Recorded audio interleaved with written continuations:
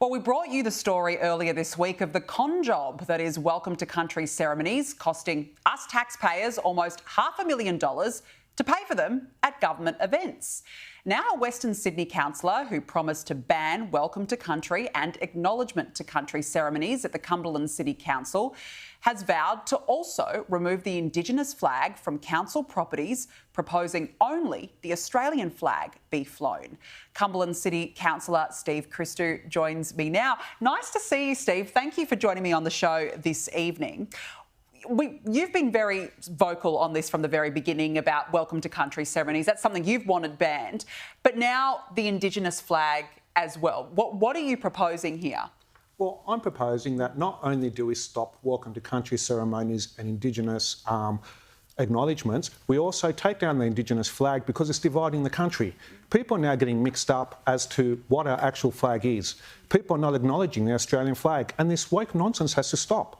You know, people are sick and tired of being told that they never, the land that they were born in and migrated to never was, never will be theirs. It just has to stop, and this is why I'm trying to take action to impose this at Cumberland City Council. Well, look, good on you, because, I mean, we even saw a couple of weeks ago, Annika Wells had to stop her press conference. There was a big kerfuffle because she wasn't standing in front of the three flags of Australia, and then she ended up, Steve, standing in front of the Aboriginal flag for that press conference. Whatever happened to one flag for one country? Well, that's the whole point. We've lost our national identity, and the whole process has now become a joke.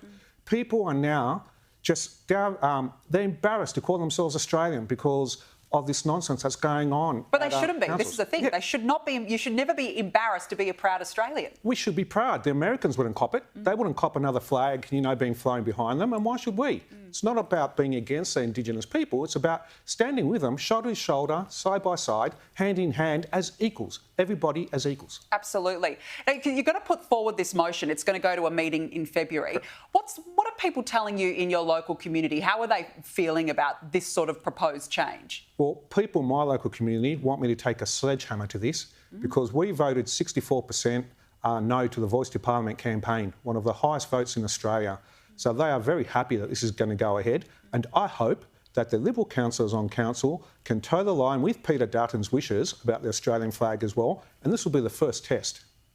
Yeah, I think this will be the first test. I don't know about you, but I feel like the momentum is swinging in this direction. I was in Perth last week, and the sign on the board heading to Sydney said Gadigal Country, instead of just Sydney. And then you land in Sydney and you get Welcome to Country by Qantas.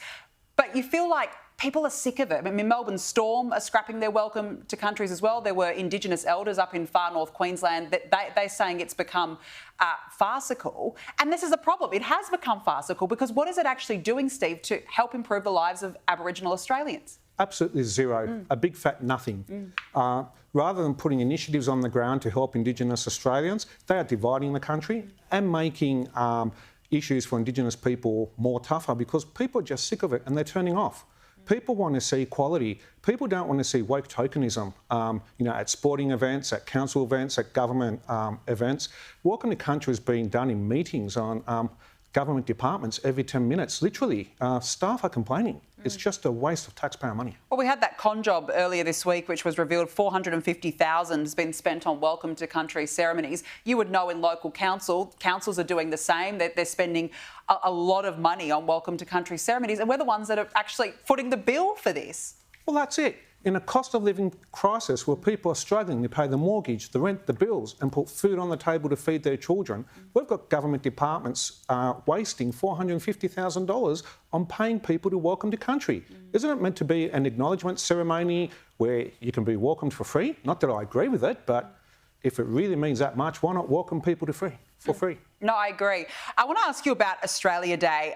It's a tough issue, isn't it, for councils to navigate, because you've got some councils across the country going completely rogue on this. They're changing the day of the citizenship ceremonies, which I just think is absolutely ridiculous. But the Mayor of the city of Canning in Perth has described Australia Day as a mess and is calling on the federal government to make a clear decision on the date to end the split between local councils and allow for a more unified celebration. Do you agree?